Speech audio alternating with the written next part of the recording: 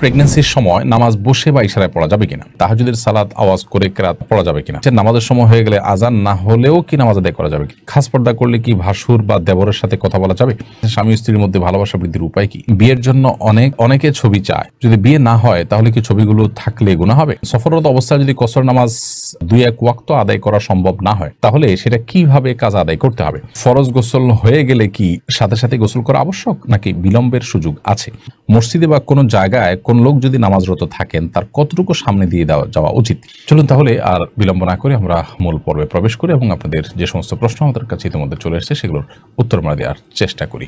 রিফাত মাহমুদ লিখেছেন, তাহাজ্জুদের সালাত আওয়াজ করে কেরাত পড়া যাবে কিনা। তাহাজ্জুদের সালাতে আপনি রাতে আওয়াজ করে কেরাত পড়তে পারেন, যেহেতু রাতের নামাজ আপনি আওয়াজ করে কেরাত পড়তে পারবেন। দিনের নামাজ হলে সেটা নীরবে পড়বেন, আর রাতের নামাজ আপনি অবশ্যই আওয়াজ করে পড়তে পারেন। আদি বিআরি থেকে আপনি লিখেছেন, নামাজের সময় হয়ে গেলে আজান না হলেও কি নামাজ আদায় করা যাবে কিনা। যাবে, আজান না হলেও ওয়াক্ত যদি হয়ে যায় তাহলে আপনি নামাজ পড়তে পারেন। মমিতা জাহান লিখেছেন, মৃত ব্যক্তি যে ঘরে মারা যায় ওই ঘরে সারা রাত বাতি দিয়ে কেউ না কেউ থাকতে হবে, 40 দিন সেই ঘরে খালি রাখতে নেই। এ কথাটা কতটুকু সত্য? এটা সম্পূর্ণ ভুল কথা এবং এ জাতীয় অনেক বিষয় হিন্দুদের অনেক ধর্ম বিশ্বাস থেকে আমাদের মধ্যে এসেছে, সে বিষয়ে আমাদেরকে সতর্ক থাকতে হবে। জাকিয়া সুলতানা সৌরভ, আপনার প্রশ্নের উত্তর আমরা দিচ্ছি। আপনি লিখেছেন, খাস পর্দা করলে কি ভাসুর বা দেবরের সাথে কথা বলা যাবে?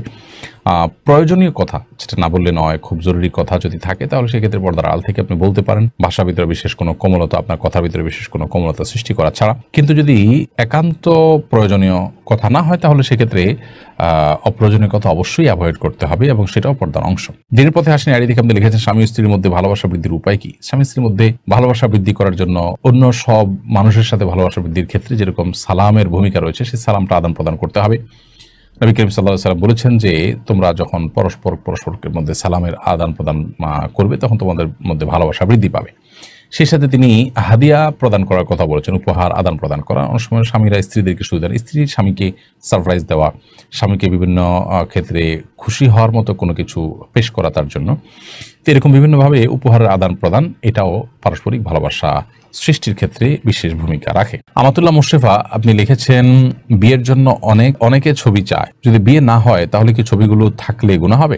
বিয়ের জন্য যদি কেউ ছবি চায় তাহলে সেক্ষেত্রে লোকটা কতটা অথেন্টিক, তার ভিতরে তাকওয়া কতটা আছে, তিনি হালাল হারাম কতটা বুঝেন এবং কতটা আল্লাহর ভয় আছে, তিনি এই ছবিটা নির্দিষ্ট সময়ের পর যদি বিয়ে না হয় তাহলে সেক্ষেত্রে ডিলিট করে ফেলবেন এবং কতটা, এই বিষয়গুলো নিশ্চিত হয়ে তারপর তাকে ছবি দেওয়া উচিত অথবা বিশেষভাবে তাকে বলে দেওয়া উচিত এবং তিনি যেটা করেন সে বিষয়ে তাকে রিকোয়েস্ট করা উচিত। এরকম না হলে যে কেউ চাইলেও আর তাকে ছবি দিলেন, এটা উচিত না, কারণ এটি আপনার প্রাইভেসি যেমন নষ্ট হবে, গুনাহের কাজ তিনি করবেন, আপনি পরোক্ষভাবে সেটাতে একরকম সহায়তাই করলেন, ব্যাপারটা সেরকম হয়ে গেল। এই জন্য এই বিষয়গুলো দেখা উচিত।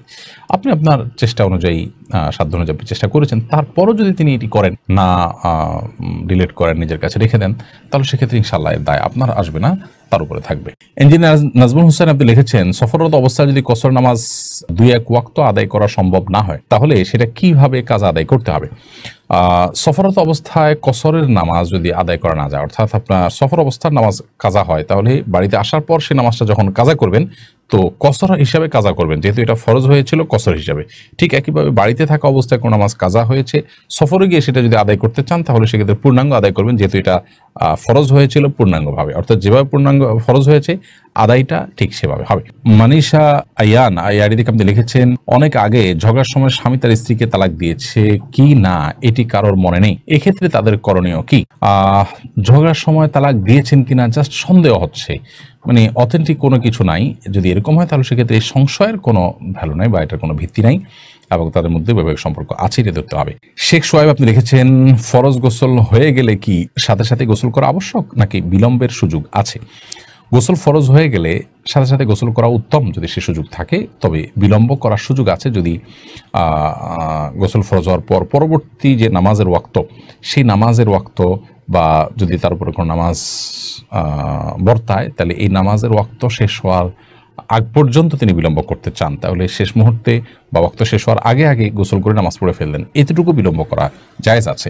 তবে এক্ষেত্রেও গোসল ফরজ হয়ে গেলে যদি লম্বা সময় তিনি বিলম্ব করতে চান, এশার পরে গোসল ফরজ হয়ে গেল, ফজর আগ পর্যন্ত তিনি সুযোগ পাবেন গোসল করার, তাহলে সেক্ষেত্রে এই সময়টা তিনি গোসল না করে শেষের দিকে একসাথে ফজর ওয়াক্ত হলে তখন গোসল করতে চান, তাহলে অজু করে ঘুমানো বন্ধনের কাজ করাটা সুন্নাহ, এটা উত্তম। কিন্তু যদি কোনো কারণে ওযু নাও করেন তাতে তিনি কবিরা গুনাহ করেছেন, ব্যাপারটা এরকম না, সুন্নাতও করেছেন, এটুকু বলা যাবে। নাদিয়া সুলতান আপনি লিখেছেন সিজদা থেকে উঠার সময় জায়নামাজে হাত ভর করে উঠা যাবে কিনা।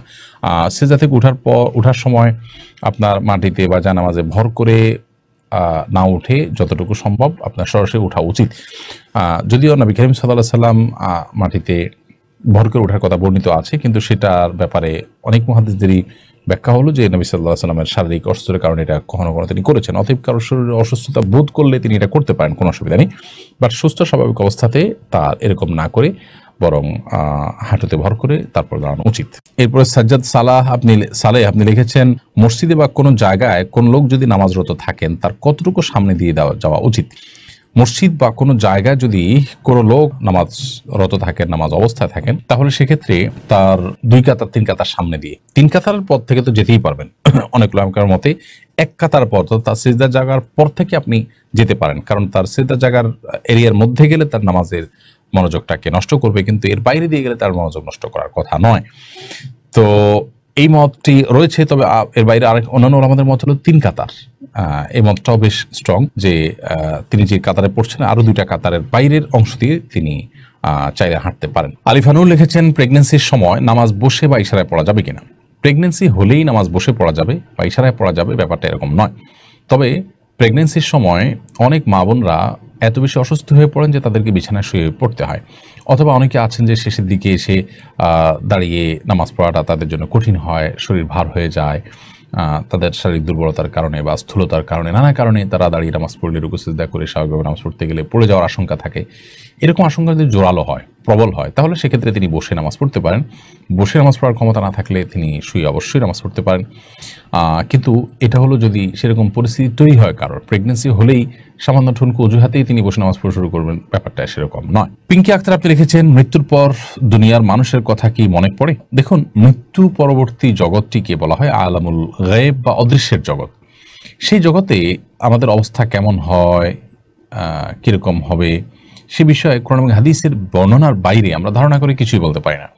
কোরআন হাদিসে কোথাও মানুষের মৃত্যুর পর নিজের দুনিয়ার কথা মনে পড়া বলতে বিভিন্ন আপনার স্মৃতি মনে পড়া, এরকম কোনো কথা, এরকম কোনো বিষয় হয় মৃত ব্যক্তির, সেরকম কথা কোরআন হাদিস থেকে জানা যায় না। বরং কোরআন হাদিসের যে বিবরণ এ সম্পর্কে পাওয়া যায় সেগুলো দেখলে বোঝা যায় যে একজন মৃত মানুষ তার যে অবস্থা শুরু হয়। হাদিসে আসছে মান মাতা ফাকাত কিয়ামাত, কিয়ামত, যে ব্যক্তি মারা গেলেন তার কিয়ামত শুরু হয়ে যায়। তো এরকম একটা পরিস্থিতিতে মানুষ পেছনের বিভিন্ন স্মৃতি চারণ করবে, তার বিভিন্ন স্মৃতি মনে পড়বে, সেটাকে তিনি স্মরণ করবেন। এরকম স্বাভাবিক কোনো অবস্থায় মানুষ থাকে না আসলে, যার কারণে মানুষ উদ্ভূত পরিস্থিতি নিয়েই খুব কষ্টে থাকেন। হ্যাঁ, যারা জান্নাতি তাদের কথা ভিন্ন, যে তারা জান্নাতের নেয়ামত ভোগ করতে থাকেন, যেহেতু মৃত্যুর পর কিয়ামত কায়েম হওয়া পর্যন্ত শুধুমাত্র জান্নাতের নেয়ামত ভোগ করাই তাদের একমাত্র কাজ থাকে, এবং সেটি পরিপূর্ণ জীবিত স্বাভাবিক মানুষের মতো যে থাকে তা নয়, শুধুমাত্র জান্নাতের নেয়ামত ভোগ করার মতো একটা বিশেষ হায়াত তাদেরকে দেওয়া হয়, জাস্ট এইটুকু। অতএব এর বাইরে তাদের দুনিয়ার কথা মনে পড়ে, স্মরণ করেন, বা পেছনের কথাগুলোকে স্মরণ করে তারা তাদের ভালো লাগা মন্দ লাগা কাজ করে, এরকম কোনো কথা কোরআন হাদিস দ্বারা আমরা জানি না। বিধায় আলামুল গায়েবের দৃশ্যগুলোকে বা সেখানকার চিত্রগুলোকে আমরা ধারণা করে বলতে পারি না, এটি আল্লাহর উপরে ন্যস্ত করবো, আল্লাহ তাআলা ভালো জানেন।